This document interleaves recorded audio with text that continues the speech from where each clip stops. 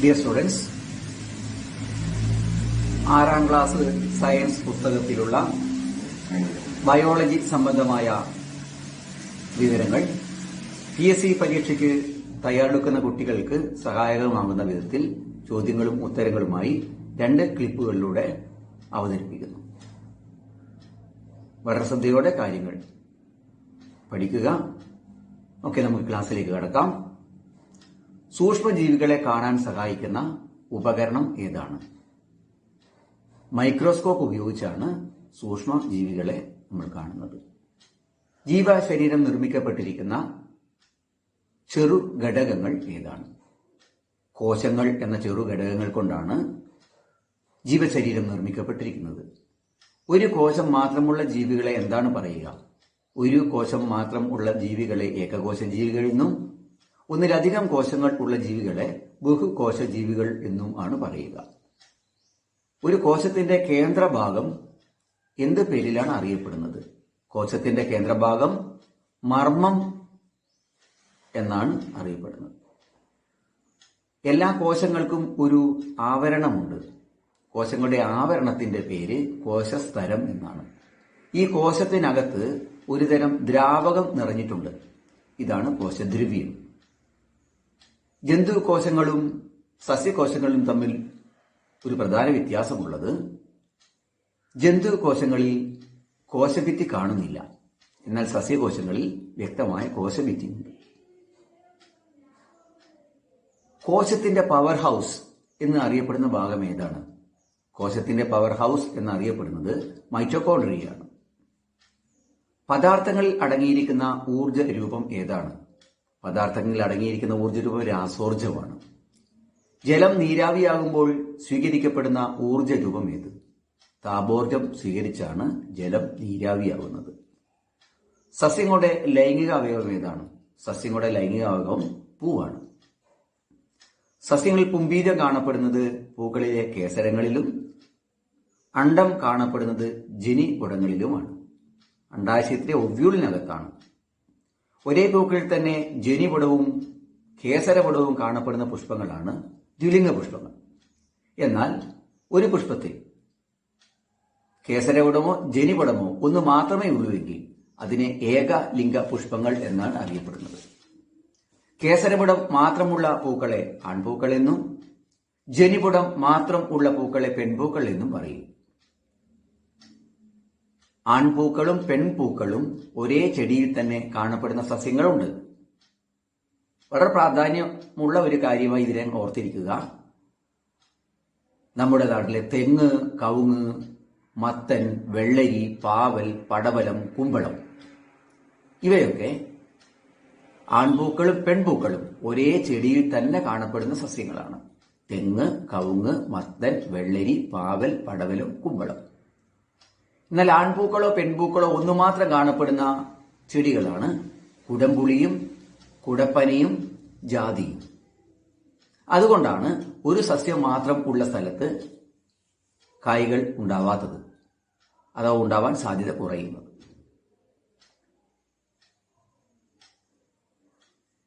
പരാഗിയിൽ നിന്നും പരാഗണീയർക്കുൾ പൂക്കളുടെ പരാഗണ സ്ഥലത്ത് പതിക്കുന്ന പ്രവർത്തനത്തിന്റെ പേരാണ് പരാഗണം. ചേനയിൽ പരാഗണം നടത്തുന്നത് ഈച്ചയാണ്. കുരുമുളകിൽ പരാഗണം നടക്കുന്നത് മഴക്കാലത്ത് ഉള്ള ജലമാണ്. മഴയിലെ ജലത്തിലൂടെയാണ് കുരുമുളക് ചെടിയിൽ പരാഗണം നടത്തുന്നത്. നെല്ല്, ഗോതമ്പ്, ചോളം, കരിമ്പ് എന്നീ സസ്യങ്ങൾ പരാഗണകാരി കാറ്റാണ്. ഒരു പൂവിൽ നിന്ന് ഒരു ഫലം മാത്രം ഉണ്ടാകുന്ന ഫലങ്ങളാണ് ലഘുഫലം. ലഘുഫലത്തിന് പ്രധാനപ്പെട്ട ഒരു ഉദാഹരണമാണ് നമ്മൾ അറിയുന്ന മാമ്പഴം. മാമ്പഴം ഒരു ലഘുഫലമാണ്. ഒരു പൂവിൽ നിന്ന് ഒരു ഫലം മാത്രം. ഒരു പൂവിൽ നിന്ന് ഒന്നിലധികം ഫലങ്ങൾ ഉണ്ടാകുന്നതാണ് പുഞ്ചഫലം. സീതപ്പഴം, അരണമരത്തിന്റെ കായ്, ബ്ലാക്ക്ബെറി എന്നിവ പുഞ്ചഫലങ്ങൾക്ക് ഉദാഹരണങ്ങളാണ്. ഒരു പൂവിൽ നിന്ന് ഒന്നിലധികം ഫലങ്ങൾ ഉണ്ടാവും. ഒരു പൊതു ആവരണത്തിന്റെ പുറത്ത് ധാരാളം ഫലങ്ങൾ നിറഞ്ഞു നിൽക്കുന്ന സസ്യം ഇത്തരം ഫലങ്ങളെ സംയുക്ത ഫലം എന്നാണ് പറയുക. ഒരു ആവരണത്തിൽ ധാരാളം ഫലങ്ങൾ ഒന്നിച്ചു ചേരും. ഈ വിഭാഗത്തിലുള്ള പ്രധാനപ്പെട്ട നമ്മൾ അറിയുന്ന രണ്ട് സാധനം ചക്കയും കൽച്ചക്കയുമാണ്. ഒരു ആവരണത്തിൽ വളരെ പ്രാധാന്യമായി അത് ഓർത്തിരിക്കുക. സംയുക്ത ഫലം എന്നാണ് പേര്. ചക്കയും കൈതച്ചക്കയും സംയുക്ത ഫലമാണ്. ചില ചെടികളിൽ പൂഞ്ഞെട്ടും പുഷ്പാസനവും വളർന്ന് ഫലങ്ങൾ ഉണ്ടാവാറുണ്ട്. പൂഞ്ഞെട്ടും പുഷ്പാസനവും വളർന്ന് ഫലങ്ങൾ ഉണ്ടാകുന്ന അത്തരം ഫലങ്ങളെ കപടഫലങ്ങൾ എന്നാണ് അറിയപ്പെടുന്നത്. കപടഫലങ്ങളിൽ പ്രധാനപ്പെട്ട കശുമാങ്ങ, ആപ്പിൾ എന്നിവ കപടഫലം, നമ്മൾ അറിയുന്ന കപടഫലങ്ങളാണ്. ധാന്യകം നിർമ്മിച്ചിരിക്കുന്നത് ഏതൊക്കെ മൂലകങ്ങൾ കൊണ്ടാണ്? ധാന്യകം നിർമ്മിച്ചിരിക്കുന്നത് കാർബൺ, ഹൈഡ്രജൻ, ഓക്സിജൻ എന്നീ മൂലകൾ കൊണ്ട്. അന്നജം പ്രകാശ സംശ്ലേഷണ ഫലമായി ഉണ്ടാകുന്ന നമ്മുടെ ആഹാരഭാഗമായ അന്നജം അയഡിൻ ലായനിയുമായി പ്രവർത്തിച്ചാൽ എന്ത് നിറമാണ് ഉണ്ടാവുക? അയഡിൻ ലായനിയുമായി അന്നജം പ്രവർത്തിക്കുമ്പോൾ കടും നീല നിറമുണ്ടാവും. പ്രോട്ടീനിന്റെ അഭാവത്താൽ ഉണ്ടാകുന്ന രോഗം ഏതാണ്? പ്രോട്ടീനിന്റെ അഭാവത്തിൽ ഉണ്ടാകുന്ന രോഗം ക്വാഷിയോക്കറാണ്. ഇന്ത്യൻ മെഡിക്കൽ ഗവേഷണ കൌൺസിലിന്റെ ശുപാർശ പ്രകാരം പ്രായപൂർത്തിയായ ഒരു ഇന്ത്യക്കാരൻ ഭക്ഷണത്തിൽ ഉൾപ്പെടുത്തേണ്ട പച്ചക്കറിയുടെ അളവ് എത്രയാണ്? 295 ഗ്രാം പച്ചക്കറി. ജലത്തിൽ ലയിക്കുന്നത് ഏതെല്ലാം വിറ്റാമിനുകളാണ്? വിറ്റാമിൻ ബിയും വിറ്റാമിൻ സിയും ജലത്തിൽ ലയിക്കും. മങ്ങിയ വെളിച്ചത്തിൽ വായിക്കാൻ കഴിയാത്ത രോഗത്തിന്റെ പേരെന്താണ്? മങ്ങിയ വെളിച്ചത്തിൽ വായിക്കാൻ കഴിയാത്ത രോഗത്തിന് നിശാന്തത എന്നാണ് പറയുന്നത്. ഇത് വിറ്റാമിൻ എയുടെ അഭാവം മൂലം ഉണ്ടാകുന്ന ഒരു രോഗമാണ്. നിശാന്തത വിറ്റാമിൻ എയുടെ അഭാവം മൂലം ഉണ്ടാകുന്ന രോഗമാണ്. വായിൽ വ്രണങ്ങൾ ഉണ്ടാകുന്ന രോഗത്തിന്റെ പേര് എന്ത്? വായിൽ വ്രണങ്ങൾ ഉണ്ടാകുന്ന രോഗം വായ്പുണ്ണാണ്. ഇത് വിറ്റാമിൻ ബിയുടെ അഭാവത്താൽ ഉണ്ടാകുന്ന അവസ്ഥയാണ്. മോണയിൽ പഴുപ്പും രക്തസ്രാവവും ഉണ്ടാകുന്ന രോഗത്തിന്റെ പേരെന്ത്? മോണയിൽ പഴുപ്പും രക്തസ്രാവവും ഉണ്ടാകുന്ന രോഗം സ്കർവിയാണ്. ഇത് വിറ്റാമിൻ സിയുടെ അഭാവം മൂലം ഉണ്ടാകുന്ന രോഗമാണ്. അസ്ഥികൾക്ക് കനം കുറഞ്ഞ് വളയുന്ന രോഗത്തിന്റെ പേര് എന്താണ്? അസ്ഥികൾക്ക് വളവ് ഉണ്ടാകുന്ന രോഗമാണ് കണ. ഇത് വിറ്റാമിൻ ഡിയുടെ അഭാവം കൊണ്ട് ഉണ്ടാകുന്ന രോഗമാണ്. രക്തക്കുറവ് കൊണ്ട് ഉണ്ടാകുന്ന രോഗം ഏത്? രക്തക്കുറവ് കൊണ്ട് ഉണ്ടാകുന്ന രോഗമാണ് വിളർച്ച. ഇതിന് അനീമിയ എന്ന് പറയും. ഇരുമ്പ് സത്തിന്റെ അഭാവമാണ് ഇതിന് കാരണം. തൊണ്ടയിൽ മുഴ ഉണ്ടാകുന്ന രോഗത്തിന്റെ പേരെന്ത്?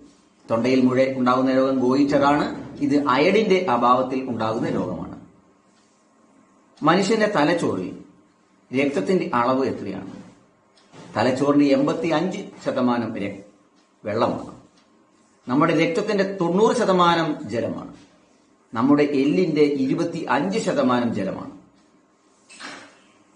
തലച്ചോറിന്റെ 85%വും രക്തത്തിന്റെ 90%വും എല്ലിന്റെ 25%വും ജലമാണ്. ശരീരത്തിന് ആവശ്യമായ എല്ലാ പോഷകഘടകങ്ങളും ആവശ്യമായ തോതിൽ അടങ്ങിയിരിക്കുന്ന ഭക്ഷണത്തിന്റെ പൊതുവായ പേരെന്ത്? സമീകൃത ആഹാരം. ഭക്ഷ്യശൃംഖലയിലെ ആദ്യത്തെ കണ്ണി ഏതാണ്?